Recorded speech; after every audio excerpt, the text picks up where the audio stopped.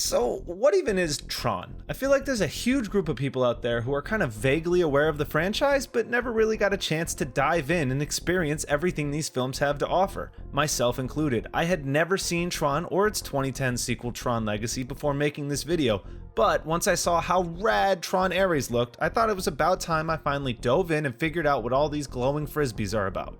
I'm Colton from Nostalgia Mode, and this is Tron.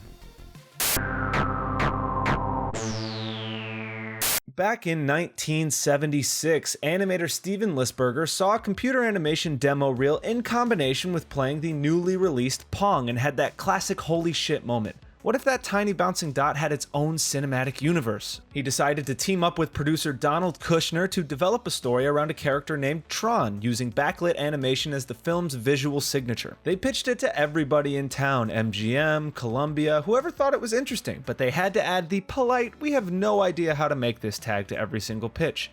Enter Disney, who greenlit a test reel mixing live action and animation, and suddenly a $17 million feature was on the table. A huge gamble for the rookie director, but Lisberger was ready. We had figured out that we wanted to film it in live action and then use codaliths and combine it with computer animation. All that had basically been figured out. But when we came out here, the attitude was, well, this is very exciting, but how's this possible?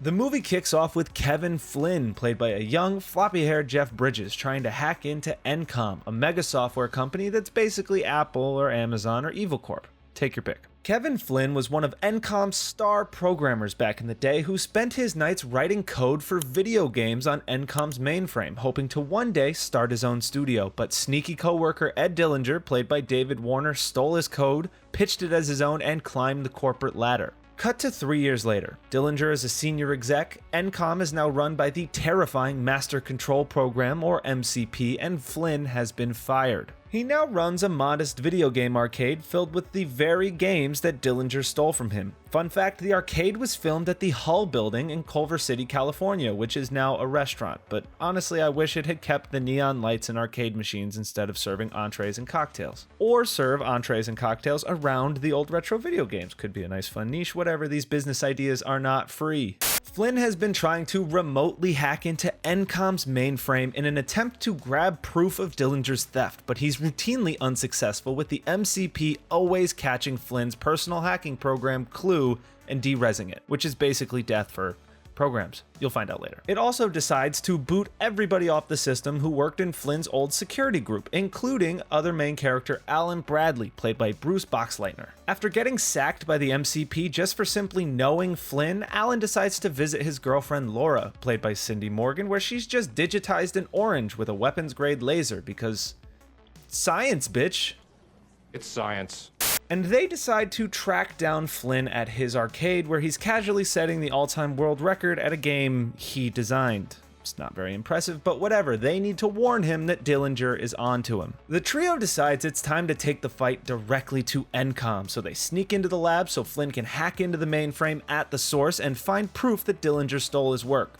Threatened by Flynn, the MCP decides to shoot Flynn with the digitizing laser thingy, and zap, digitizes him straight into the computer in one of the coolest looking scenes in a movie full of sick ass looking scenes. The laser bay where this scene was filmed is actually real. The Shiva solid state laser at Lawrence Livermore National Lab was originally built for nuclear fusion experiments and can blast 28 trillion watts.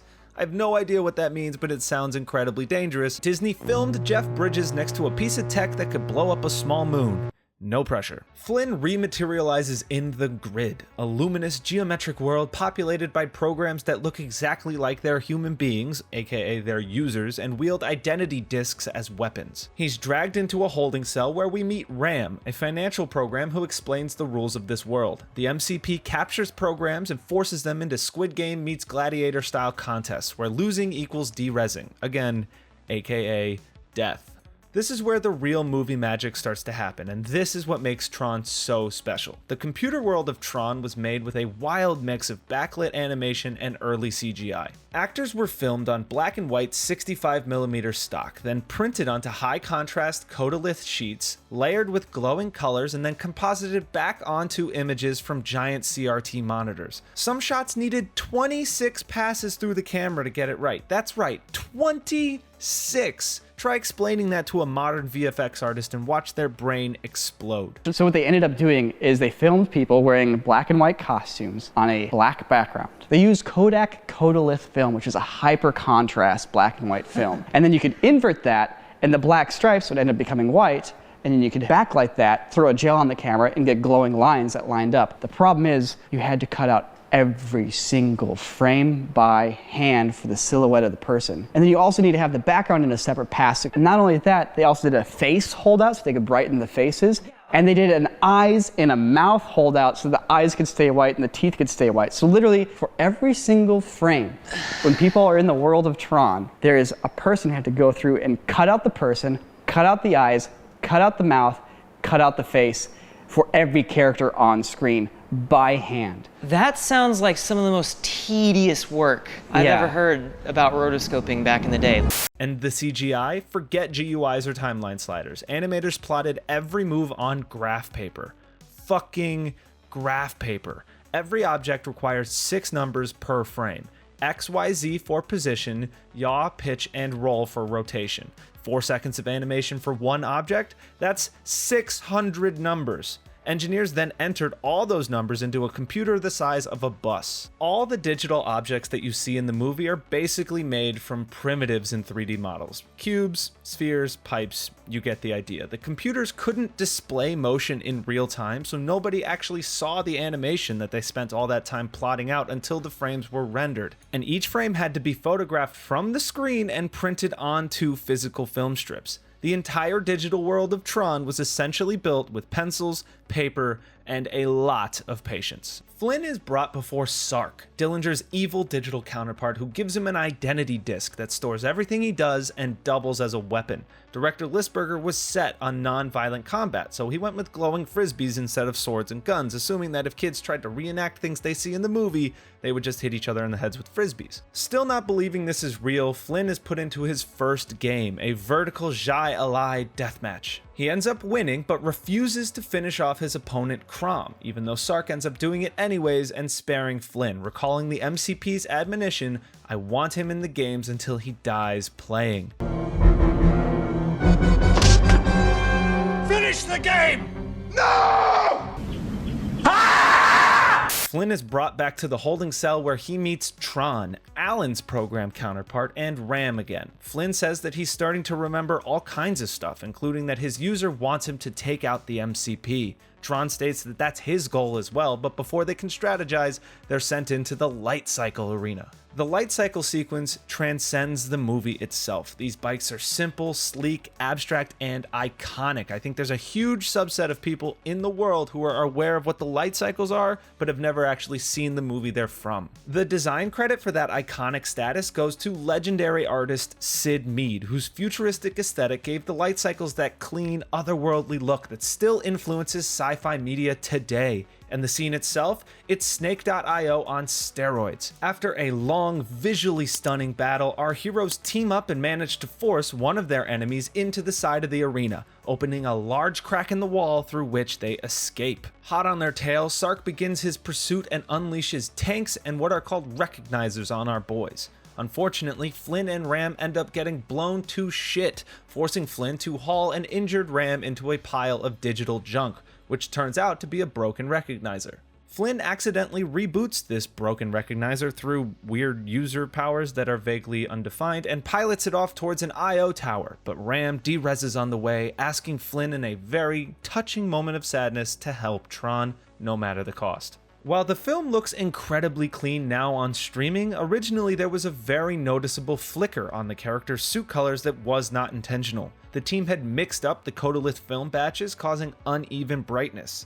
Lisberger ended up just leaning into it, adding glitchy sound effects, and called it a feature, but later in the Blu-ray, he ended up removing these quote-unquote enhancements because they were not a part of his original vision. A separated Tron breaks into what's called a simulation chamber, constructing what's also called a solar sailor, and rescues Yori, a program written by her counterpart, Laura. Several actresses turned down the role of Laura/Yuri because the costume was basically helmet plus spandex plus Sharpie circuits. Actually, Blondie's Deborah Harry ended up passing on the role, which left a vacancy for Cindy Morgan to fill literally days before filming. And I think now's as good a time as any to give a shout out to the two legends responsible for this film's look: Sid Mead and Jean Mobius Girard. Mead, the futurist behind Blade Runner and AT-ATs on screen, designed vehicles like the light cycles, the tanks, and the solar sailor. And Mobius crafted the costumes and the sets. And despite the high-tech aesthetic, the costumes and the sets were actually hilariously low-tech.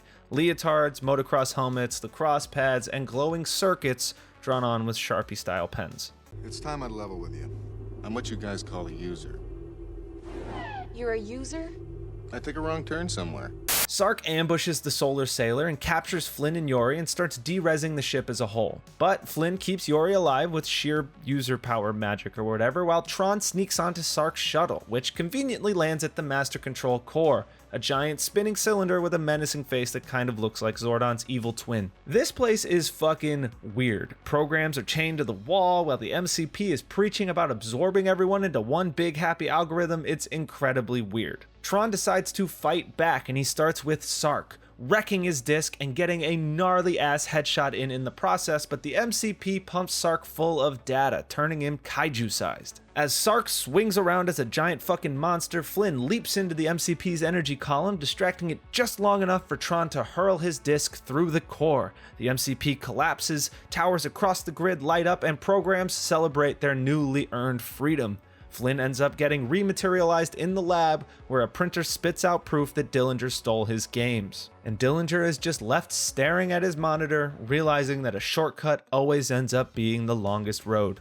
Cut to the rooftop, Alan and Laura meet Flynn, who's now NCOM's new boss. Cut to credits. As incredible and groundbreaking as it is, Tron ended up being a bit of a box office failure, and it kind of lost out at the Oscars as well. Even though it did drum up 2 noms for Best Sound and Costume Design, it completely whiffed in the visual effects category. Why? The Academy felt like using computers to make effects was quote-unquote cheating, which is just the most hypocritical bullshit in the world. I mean, try telling that to literally every movie made since. Either way, Tron is peak 80s. Clunky dialogue, dated tech, but also some of the boldest visuals ever put to film. I mean, you just don't see movies like this anymore. If you're into retro science fiction, Jeff Bridges, or you just want to see how much neon one movie can handle, you owe it to yourself to boot this one up. And that's everything I've got on Tron, but please leave a comment down below if I missed anything, and also leave a like on the video. If you enjoy what I do here, it really helps let YouTube know it needs to show my videos to more wonderful people like you. And finally, don't forget to subscribe to Nostalgia Mode for more entertainment related videos. Until next time, bye.